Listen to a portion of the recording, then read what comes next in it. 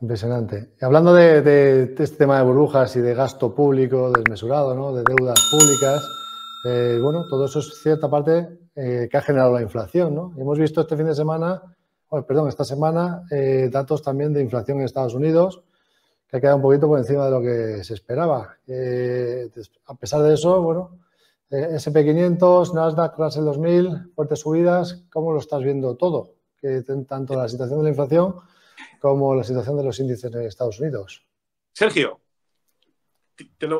yo hoy he venido dando clases. Perdóname si en un momento determinado molesto, por favor, dímelo tú, por favor.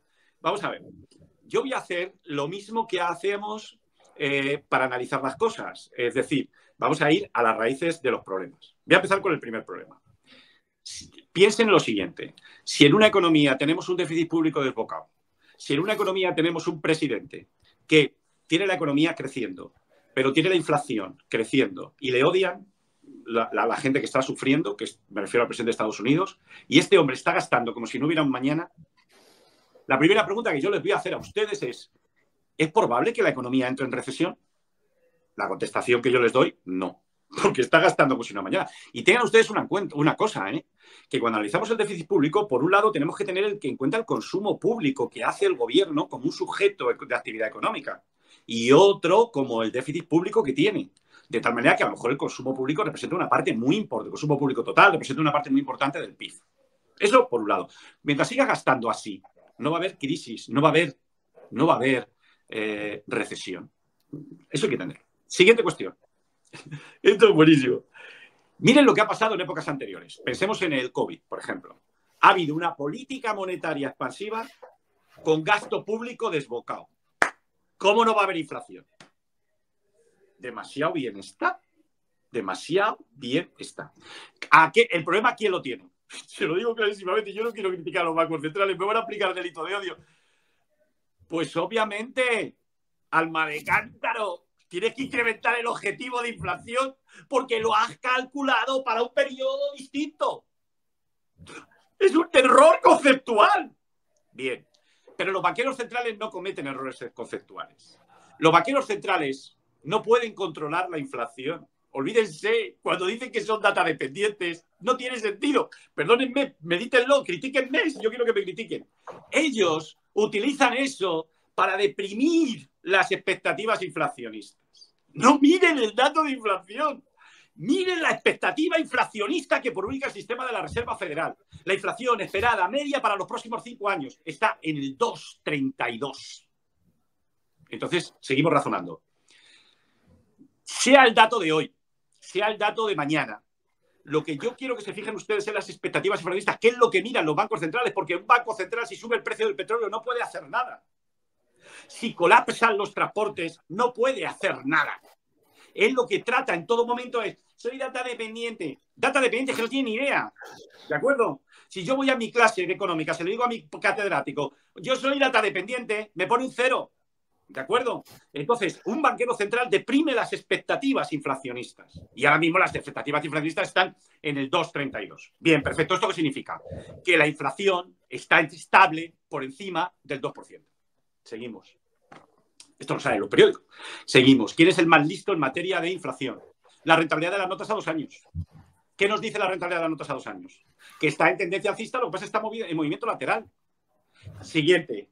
Con este dato, el sistema de la Reserva Federal rebajará los tipos de interés. Teoría, otra vez teoría, otra vez teoría.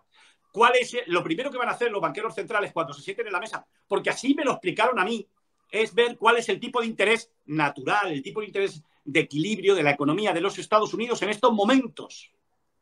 Porque ustedes se plantearán, ¿tiene sentido que estando la economía fuerte estén hablando de recortar tipos? ¿Me lo quieren explicar? Eso así de entrada no tiene lógica.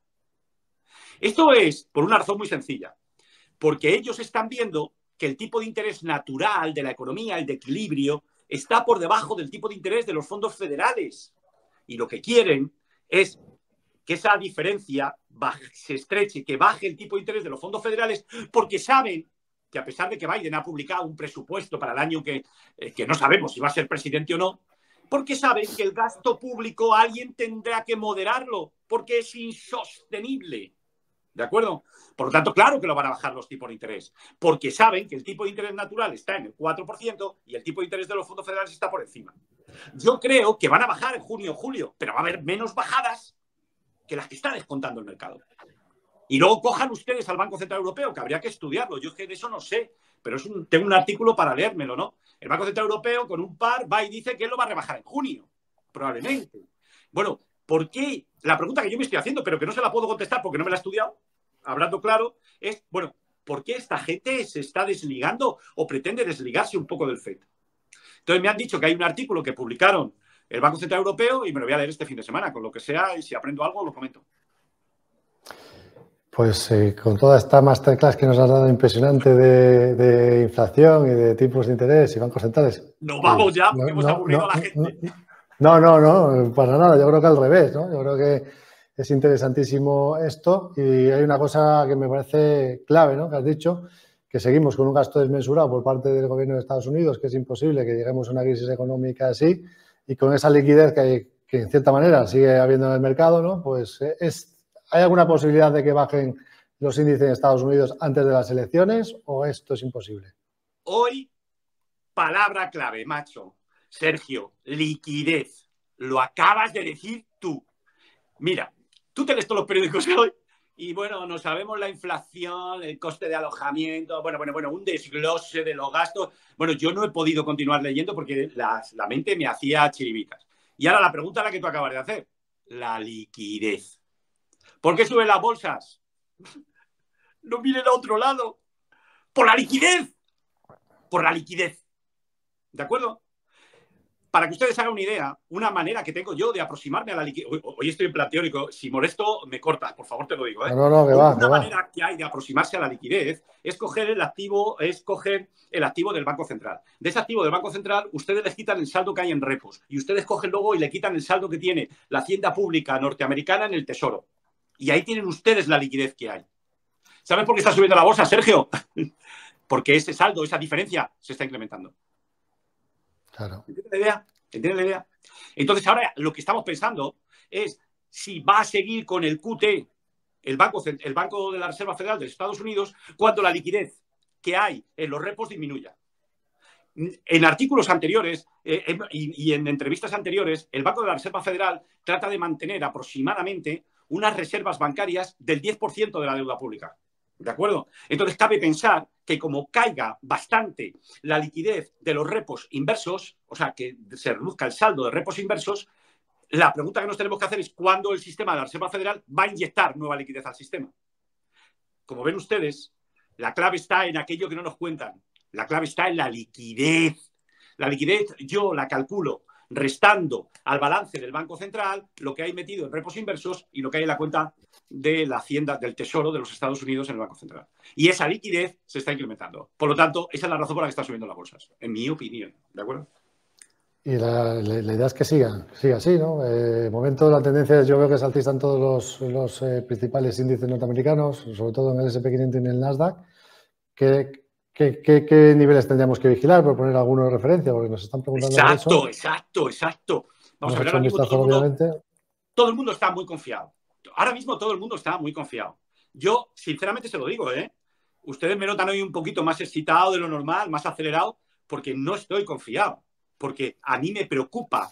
Yo cuando he visto al IBEX 35 subiendo, al Nasdaq subiendo, a los bancos subiendo, bueno, que hemos visto cómo el BBVA ha subido y tiene una estructura alcista, yo me pongo muy nervioso. Se lo digo honestamente, porque yo soy un magnífico indicador de opinión contraria. Mi persona es un magnífico indicador de opinión contraria. Entonces, yo lo que les quiero decir a ustedes es que ahora es el momento de fijarse muy bien y aplicar el sistema de forma rigurosa. Yo en el S&P 500 me estoy fijando en la zona de los 5.100, 5.060. ¿De acuerdo? Si en un momento determinado se perforara el 5.100 o el 5.060, probablemente podría haber un traspiés en las bolsas. Ustedes me dirán, bueno, ¿es que va a pasar de alcista a bajista? No. Simplemente que se iniciaría una corrección significativa y un movimiento lateral. Pero la tendencia de fondo seguiría siendo alcista. Es decir, los alcistas tendrían el control. Lo que estoy pensando es que si perforara el 5.100, que se fuera a una zona de los 4.950, por decirles una referencia. Pero que la tendencia seguiría siendo alcista. A corto plazo, a la vista del movimiento de ayer, pues hombre, yo creo que lo de ayer estuvo muy bien. Mientras el S&P 500 ahora se mantenga pues, por encima de 100.000, 5.150 aproximadamente, pues yo voy a mantener una posición alcista. Es así como yo lo veo, Sergio. Magnífico. Pues vamos a echar un vistazo, si te parece, también al Nasdaq. Y me parece interesante también echar un vistazo, ¿no? Tecnológica, la grande tecnología. Bueno, las tecnologías también, yo en fijarme en el Nasdaq me estoy fijando fundamentalmente en Nvidia. Entonces, yo me estoy fijando en Nvidia, me estoy fijando en Microsoft, me estoy fijando en AMD y todas ellas están en un movimiento lateral. Por lo tanto, ahora mismo, pues yo los veo en movimiento lateral, dentro de una clara tendencia alcista, ¿de acuerdo? La pregunta que se está haciendo todo el mundo es, ¿este sector se va a portar bien en los próximos años? Pues mire, yo no lo sé en los próximos años, pero yo creo que la inteligencia artificial tiene garantizado dinero para los 6 próximos meses, con lo cual para los 6 próximos meses, pues sí, y como yo voy día a día, me sobra espacio de tiempo. Vale, perfecto. Yo he fijado aquí, no sé si estás de acuerdo, José Luis, el soporte de los, por decirles algo, ¿no? 17.800 puntos. Sí. Rango lateral que comentas, ¿no? Entre 17.800 y 18.340, pues ahí estamos en el... Sí, Sergio, sí, eso yo creo que es así. Yo creo que es así, que tienes razón.